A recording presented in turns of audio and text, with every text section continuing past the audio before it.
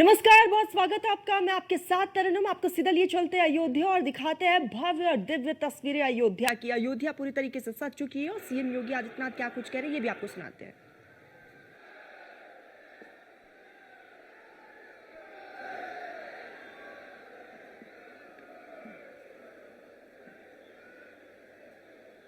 बोलो सियावर रामचंद्र भगवान की, सियावर रामचंद्र भगवान की, माता जानकी की, भारत माता की, भारत माता की, सत्य सनातन धर्म की, सत्य सनातन धर्म की, गौ माता की, गौ माता की, सरयू माता की, सरयू माता की, नमः पार्वती पतिये हर हर।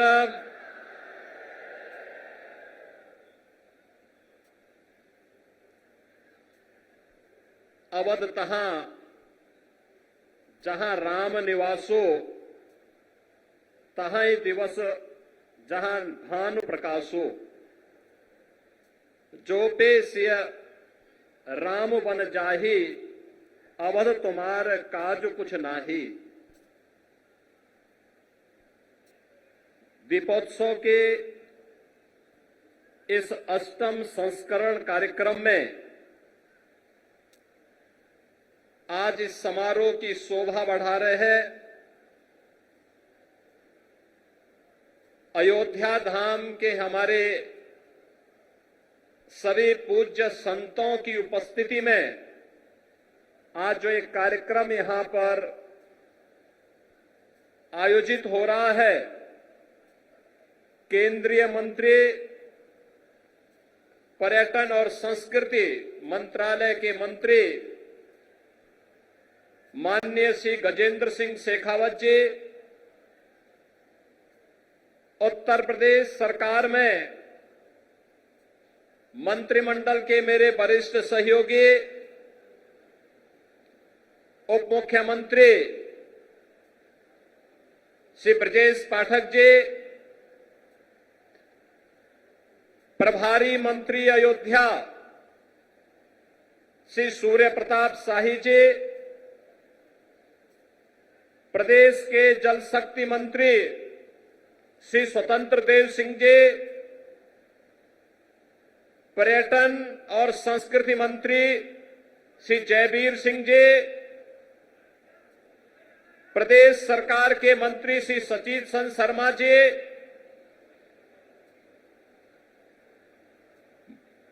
विधायक श्री वेद प्रकाश गुप्ता जी,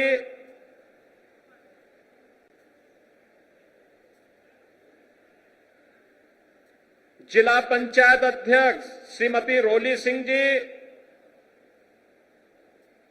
महापौर महंत ग्रीशपति त्रिपाठी जी, विधान परिषद सदस्य डॉक्टर हरिओम पांडे जी, माननीय विधायकगण, आज के इस समारोह में अपनी कृपा पूर्वक उपस्थिति के कारण इस समारोह की शोभा बढ़ा रहे जगत गुरु रामानुजाचार्य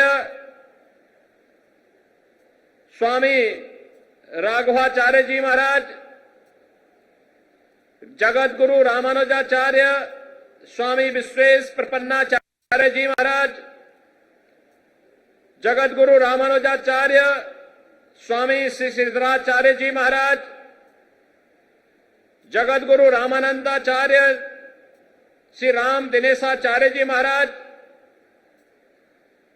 मणिराम दास सावनी के श्री महंत जी के कृपा पात्र महंत कमल नयन दास जी,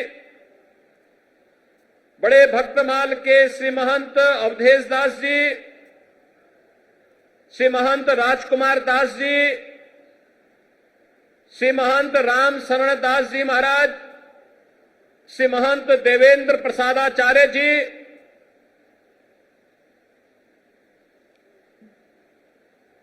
श्री महंत भरत दास जी, श्री महंत धर्मदास जी, जगत गुरु श्री सतवा बाबा महामंडलेश्वर, महंत संतोष दास जी, महंत रामदास जी महाराज, आज के इस कार्यक्रम में उपस्थित अयोध्या के हमारे सभी पूज्य संतजन, उपस्थित भक्तगण, प्रदेश सरकार के हमारे सभी वरिष्ठ अधिकारीगण और प्रदेश के अंदर जहां कहीं भी लोग इस आवाज को सुन रहे हैं, उन सबको भी मैं आज के इस ऐतिहासिक दिन की हृदय से बधाई देते हुए आप सबका मैं अभिनंदन करता हूं। बहनों और भाइयों, ये सचमुच हमारे लिए अत्यंत आह्लादित करने वाला क्षण है। याद करिए, आज से 8 वर्ष पूर्व ये 8वां संस्करण है दीपोत्सव का, और प्रथम संस्करण में जब हम लोग आए थे, राम कथा मंडप भी छोटा था, भीड़ में उत्साह था, लेकिन एक ही स्वर गूंजता था, और वह स्वर एक ही गूंज रहा था, एक ही नारा लग रहा था। वह नारा था, चाहे वह संतों की ओर से, चाहे वह भक्तों की ओर से, एक ही नारा था कि योगी जी एक काम करो, मंदिर का निर्माण करो। एक ही स्वर गूंज रहा था, और मैंने उनको उस समय कहा था, विश्वास करिए, विश्वास करिए, ये जो दीप आपके द्वारा जलाए जाएंगे केवल दीप नहीं है,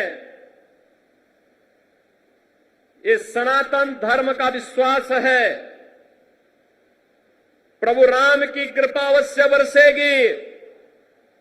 500 वर्षों के बाद वे अपने धराधाम पर अपने काज को प्रारंभ करने के लिए अवश्य कृपा बरसाएंगे। आप कार्य करिए, कृपा भगवान की अपने आप बरसने वाली है, और हम सब आभारी हैं प्रधानमंत्री मोदी जी के, जिनकी दूरदर्शी सोच के कारण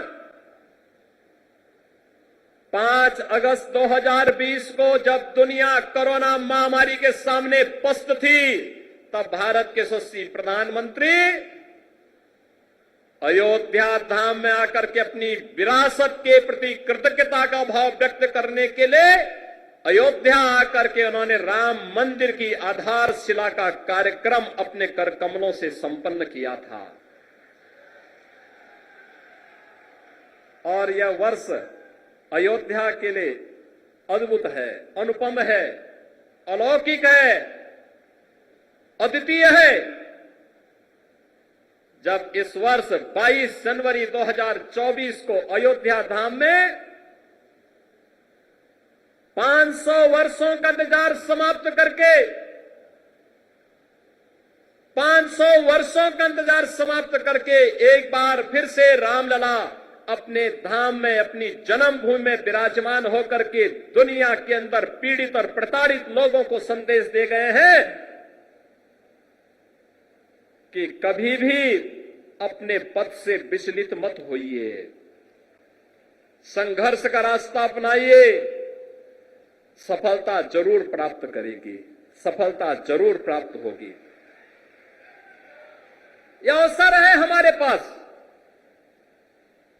उन सभी आत्माओं को स्मरण करने का जिनका पूरा जीवन राम जन्मभूमि आंदोलन के लिए, प्रभु राम की कृपा का प्रसाद प्राप्त करने के लिए समर्पित था।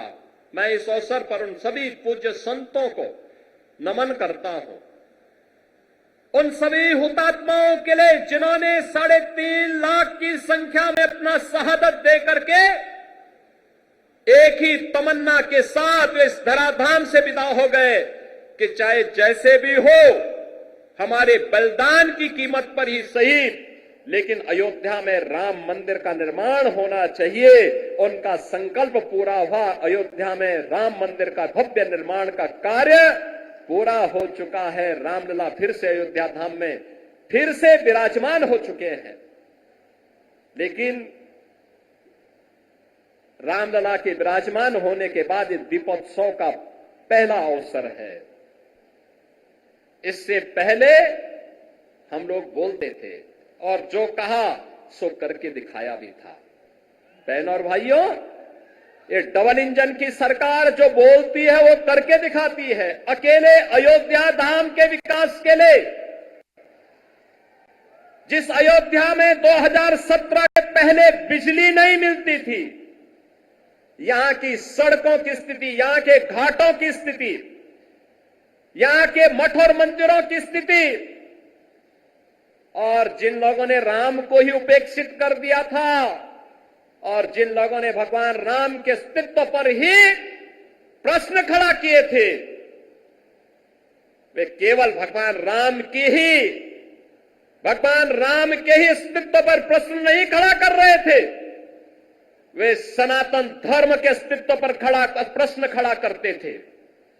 वे आपके अस्तित्व पर खड़ा करते थे प्रश्न, वे आपकी विरासत पर प्रश्न खड़ा करते थे। लेकिन कितना सदा सहता है हमारी, सदा सहता ही समझो, लेकिन आपकी सदा सहता विरोधी को कायरता नजर नहीं आनी चाहिए। और इसीलिए मैं कहने के लिए आया हूं आपसे आज, आपने 2017 के बाद जो भी कहा वह अयोध्या के अंदर हो करके रहा है। हम लोगों ने कहा था कि आपने कहा था 17 में कहा था, इसी मंच पर उस समय कहा था, पूज्य संतों की उपस्थिति में कहा था कि योगी जी एक काम करो, मंदिर का निर्माण करो। बहनों और भाइयों, मंदिर का निर्माण तो हो गया है, रामलला भी विराजमान हो गए। इसी मंच से मैंने और मेरे सहयोगियों ने भी और आदरणीय प्रधानमंत्री जी ने भी आपको कहा था, अयोध्या को दुनिया की सुंदरतम नगरी बनाएंगे। आज अयोध्या चमक रही है, दुनिया अयोध्या की ओर आ रही है। 31,000 करोड़ रुपए की लागत की परियोजनाएं या तो पूरी हो गई हैं या जिन पे कार्य युद्ध स्तर पर चल रहा है। और बहनों और भाइयों, इससे भी आगे जाकर के भी इस पे कार्य होने हैं। ये तो एक शुरुआत है, शुरुआत। अयोध्या एक शुरुआत है सनातन धर्म के लिए। विरासत और विकास के प्रधानमंत्री मोदी जी के विजन को जमीनी धरातल पर उतारने के लिए, उस अभियान को वैश्विक मंच तक ले जाने के लिए आज काशी हमारी चमक रही है। भव्य और दिव्य काशी के दर्शन दुनिया कर रही है। आज हमारा अयोध्या धाम जो भी आता है, मैंने 22 जनवरी को दृश्य देखा है, 23 जनवरी को मैंने वह दृश्य देखा है, जब देश भर से आए हुए श्रद्धालु अयोध्या में भगवान राम के मंदिर का दर्शन करते थे। उनके आंखों में खुशी के आंसू थे। कोई पिलर को पकड़ करके आंसू बहाता था और कोई जमीन पे लेट करके भगवान को भी दंडवत करता था, उनके सामने शीश नवाता था, लेकिन अपने अश्रु बहा करके खुशियों को भी उजागर करता था। बहनों और भाइयों, वह सभी दृश्य मैंने अपनी आंखों के सामने अयोध्या के अंदर देखे हैं और मैंने उन लोगों के भी काले कारनामे देखे हैं जिन्होंने राम भक्तों के लहू से अयोध्या को और सरयू मैया को लहूलुहान किया था। वह दृश्य भी हम लोगों ने अयोध्या के अंदर देखा है और इसीलिए मैं आपको एहसास कराने के लिए आया हूं। आज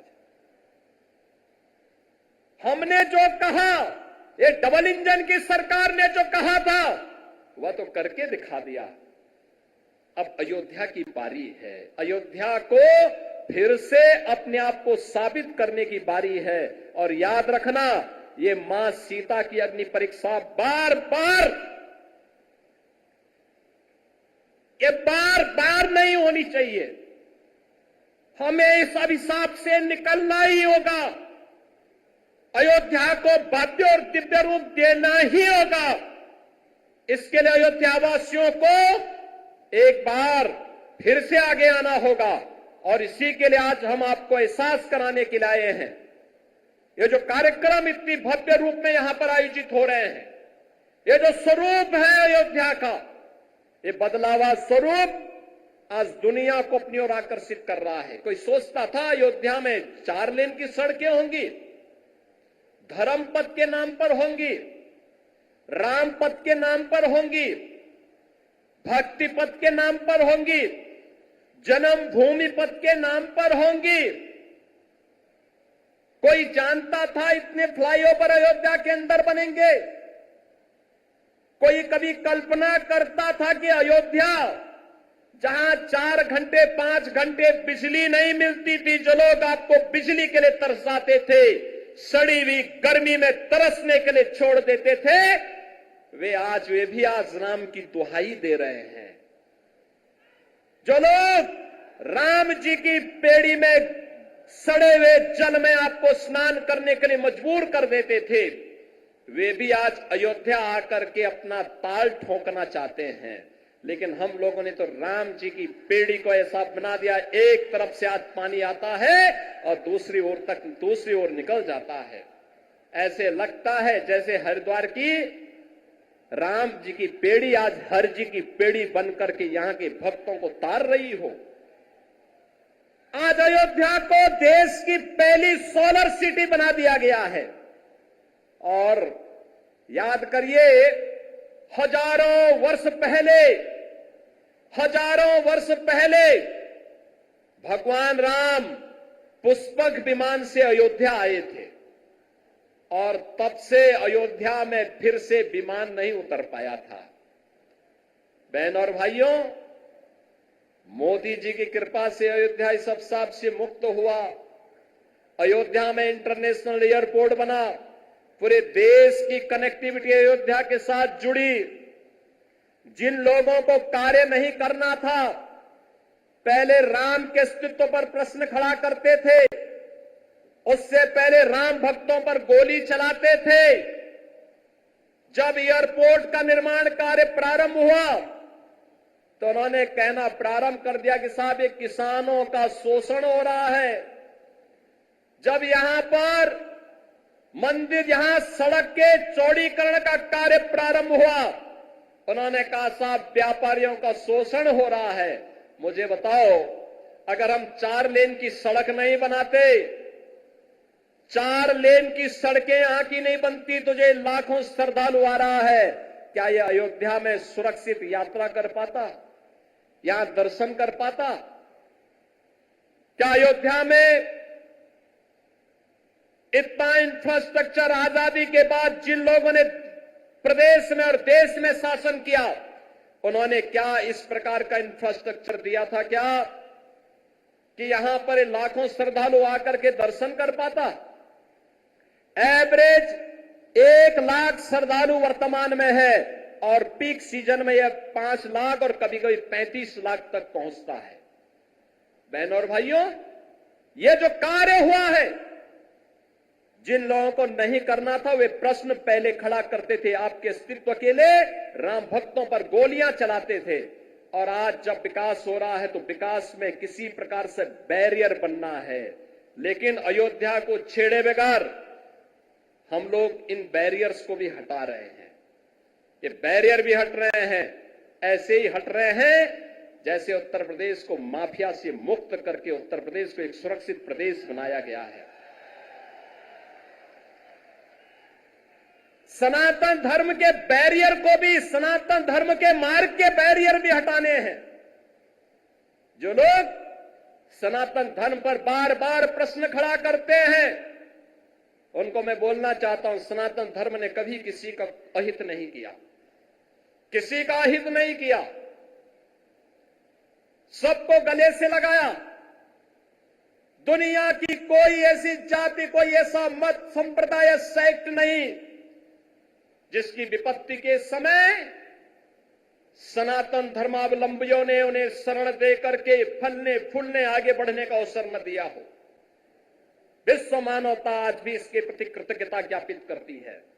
लेकिन इस सेकुलरिज्म के नाम पर राजनीति करने वाले लोग आज सनातन धर्म पर कुठाराघात करके न केवल सनातन धर्म और भारत की आत्मा को लौलुहान करने का कार्य कर रहे हैं, बल्कि इसके नाम पर भारत के अंदर आतंकवाद और नक्सलवाद को लोग बढ़ाना चाहते हैं।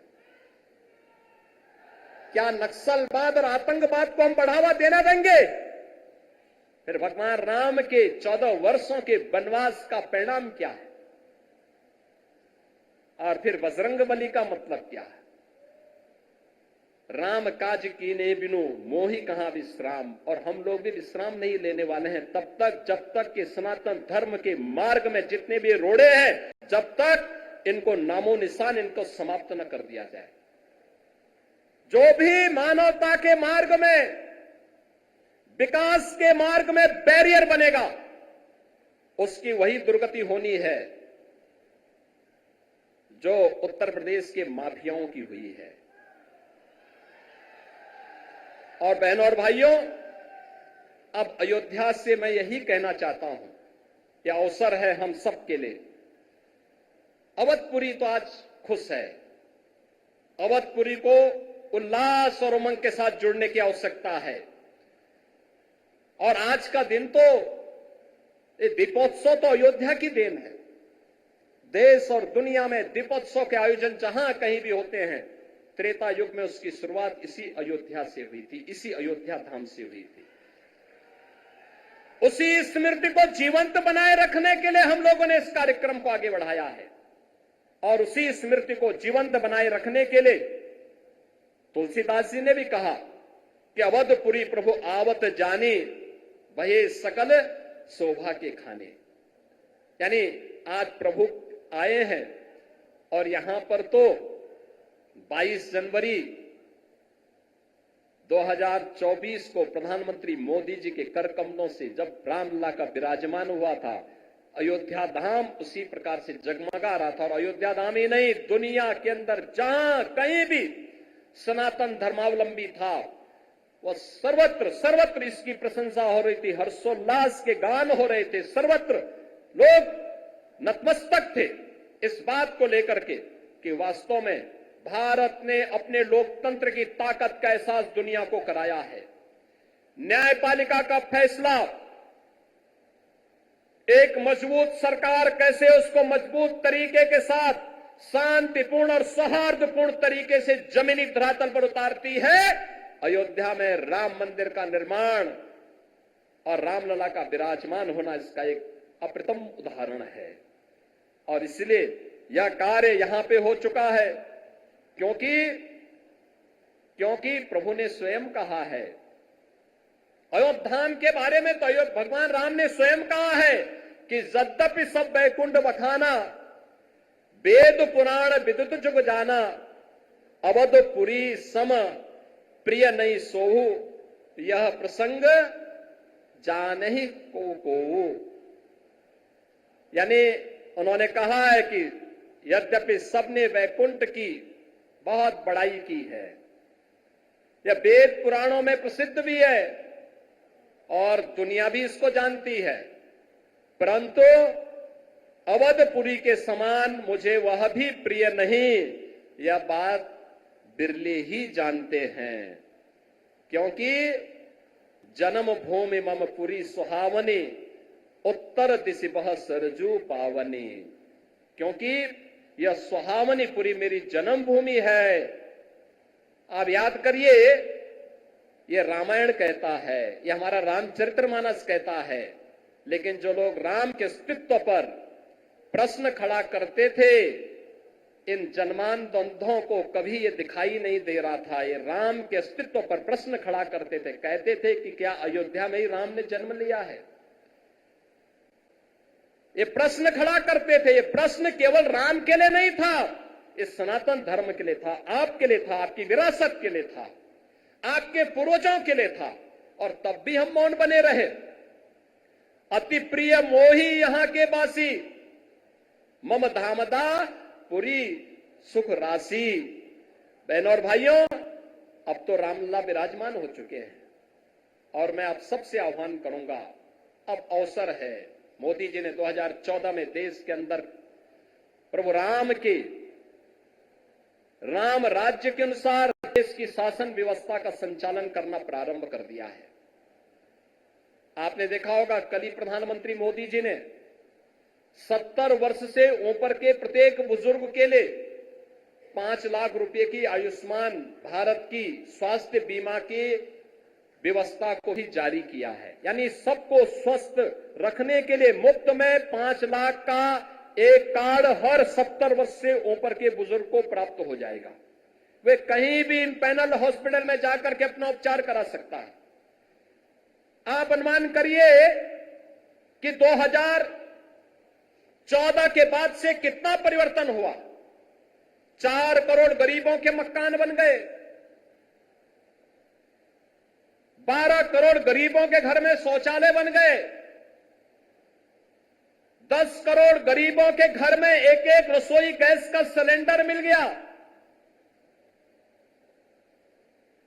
50 करोड़ लोगों को प्रतिवर्ष 5 लाख रुपए का स्वास्थ्य बीमा का कवर मिल रहा है, 80 करोड़ लोग कोरोना कालखंड में फ्री में राशन की सुविधा का लाभ जो प्रावधान हुआ था वह आज भी जारी है।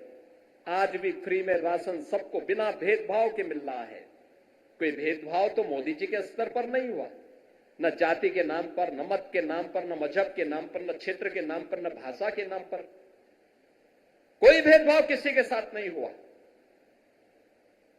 सबका साथ, सबके विकास का यह भाव, ये वही भाव है जो हमारा रामचरितमानस भी कहता है। यानी भगवान राम के राजगद्दी पर बैठने के बाद क्या हुआ था? दैहिक दैविक भौतिक तापा, राम काज नहीं काहू व्यापा, सब नर करहि परस्पर प्रीति, चलहि स्वधर्म निरत सुत नीति। बहनों और भाइयों, आज उसी तर्ज पर नया भारत चल रहा है। एक भारत श्रेष्ठ भारत की परिकल्पना, विरासत और विकास का एक अद्भुत संगम है, अद्भुत संगम है और हम सब भारतवासियों की जिम्मेदारी बनती है। उत्तर प्रदेश देश की आबादी का सबसे बड़ा प्रदेश है। ये 25 करोड़ की आबादी अगर आगे बढ़ेगी, भारत आगे बढ़ेगा, भारत का विकास आगे बढ़ेगा।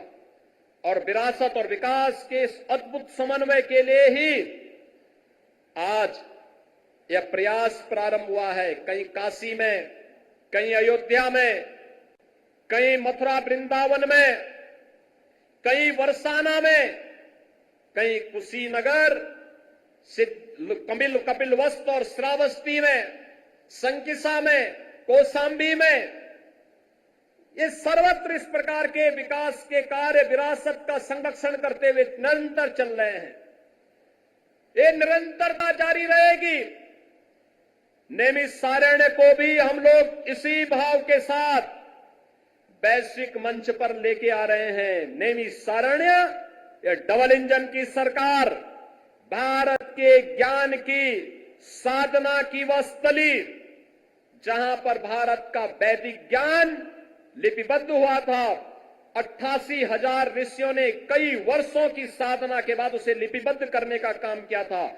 आज उस नैमिषारण्य पर भारतीय जनता पार्टी के डबल इंजन की सरकार कार्य कर रही है और वहां के साथ ही सुख तीर्थ, कोई भी भागवतकार तब तक कथा व्यास नहीं बन सकता जब तक कि सुख तीर्थ में जाकर के अपनी कथा का वाचन न कर ले। आज उस सुख तीर्थ के विकास का कार्य हो रहा है। नमामि गंगे में विरल गंगा, निर्मल गंगा का काम हो रहा है। हर घर नल की योजना के माध्यम से हर घर में शुद्ध पेयजल उपलब्ध करवाने का कार्य भी हो रहा है। बहनों और भाइयों, स्वास्थ्य के लिए, शिक्षा के लिए, विकास के लिए, रोजगार के लिए और सुरक्षा के लिए तो कहना ही क्या है। बड़े बड़े गुंडे और दुर्दांत माफियाओं के ऊपर जब बजरंग बली की गदा चलती है ना, तो वे भी वैसे ही तड़पते हैं जैसे खर और दूषण तड़पते हुए मारे गए थे। और इसलिए बहनों और भाइयों, हम सबका संकल्प होना चाहिए। ये शुरुआत है, शुरुआत, और इस शुरुआत को मंजिल तक पहुंचाना है। मंजिल का लक्ष्य प्रधानमंत्री मोदी जी ने आप सबके सामने दिया है, और मंजिल का लक्ष्य है 2047 में जब ये देश अपनी आजादी का शताब्दी महोत्सव मनाए, तब कैसा भारत हो। जैसे अयोध्या है ऐसे ही काशी में भी दिखना चाहिए, ऐसे ही मथुरा में भी दिखना चाहिए।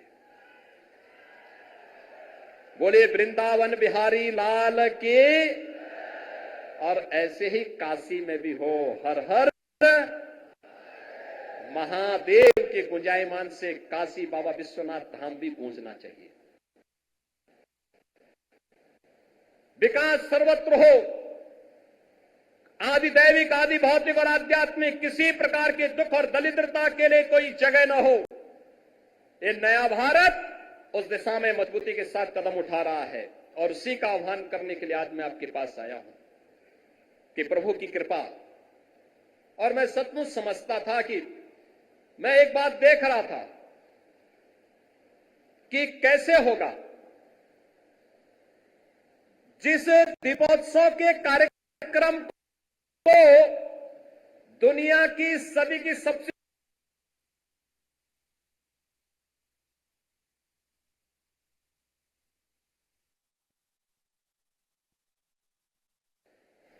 जिस दीपोत्सव के कार्यक्रम को दुनिया की सदी की सबसे बड़ी महामारी कोरोना नहीं रोक पाई, इस बार कैसे होगा। प्रभु ने अपनी लीला दिखाई, इस बार भी हम सब यहां पर उपस्थित हो गए। और इस बार तो श्रृंगवेरपुर में भी यह कार्यक्रम आयोजित होने जा रहा है।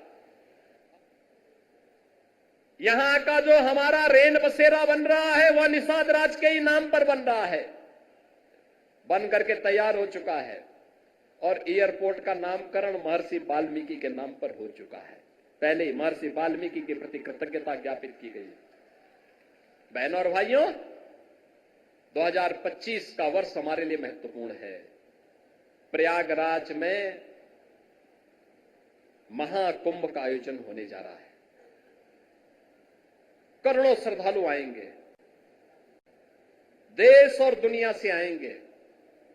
उन करोड़ों श्रद्धालुओं के लिए अयोध्या धाम को आपको तैयार करना होगा। आतिथ्य का अद्भुत उदाहरण उत्तर प्रदेश वासियों को, देशवासियों को प्रस्तुत करना है, और आज उसी का आह्वान करने के लिए आया हूं। मैं आपको आश्वस्त करना चाहता हूं इस बात के लिए, विरासत और विकास का जो कार्यक्रम प्रधानमंत्री मोदी जी के नेतृत्व में प्रारंभ हुआ है, यह उत्तर प्रदेश में रुकने नहीं पाएगा, डिगने नहीं पाएगा। उत्तर प्रदेश के अंदर अपनी विरासत का संरक्षण करते हुए विकास की गंगा मां सरयू की कृपा से, प्रभु की कृपा से निरंतर आगे बढ़ती रहेगी। इस विश्वास के साथ मैं आप सभी प्रदेशवासियों को और सभी सनातन धर्मावलंबियों को आज के इस अवसर पर प्रभु राम के अयोध्या धाम आगमन की स्मृति में आयोजित इस दीपोत्सव के भव्य कार्यक्रम के अवसर पर मैं हृदय से बधाई देता हूं, पूज्य संतों का अभिनंदन करता हूं। हमारे अतिथि के रूप में यहां पर भारत सरकार के पर्यटन और संस्कृति मंत्री माननीय श्री गजेंद्र सिंह शेखावत जी, जिन्होंने अयोध्या के विकास के लिए भी, नेमिस के विकास के लिए भी और प्रयागराज के विकास के लिए भी कल ही उस कार्य योजना को अपनी स्वीकृति दी है कि पर्यटन विकास के और भी कार्य होने चाहिए उत्तर प्रदेश के अंदर। उन सब के लिए, ब्रिज क्षेत्र के लिए भी अपनी सहमति दी है। आज स्वयं इस दीपोत्सव कार्यक्रम में हमारे मुख्य अतिथि के रूप में यहां पर उपस्थित हुए हैं। मैं उनका, आप सभी श्रद्धालु जनों का हृदय से अभिनंदन करता हूं। आज यहां पर हम लोग अभी राम जी की पेड़ी में आप पूज्य संत जन और श्रद्धालु जन जाएंगे। याद रखना, हमारी सबसे बड़ी ताकत है अनुशासन। उत्साह होगा लेकिन अनुशासन के दायरे में होगा। वह अनुशासन दिखना चाहिए। इस विश्वास के साथ मैं आज के इस अवसर पर आप सबको दीपोत्सव का, दीपावली का हृदय से बधाई देता हूं। प्रभु श्री राम से ही प्रार्थना करता हूं कि आपके व्यक्तिगत जीवन में, सार्वजनिक जीवन में, पारिवारिक जीवन में खुशहाली लाए, सुख और समृद्धि लाए और निरंतर इस दीपोत्सव के कार्यक्रम के साथ हम सब जुड़ते रहे। आप सबके प्रति मेरी मंगलमय शुभकामनाएं, आप सबके प्रति मेरी हार्दिक बधाई और शुभकामनाएं। धन्यवाद। जय हिंद। जय जय श्री राम। जय जय श्री राम।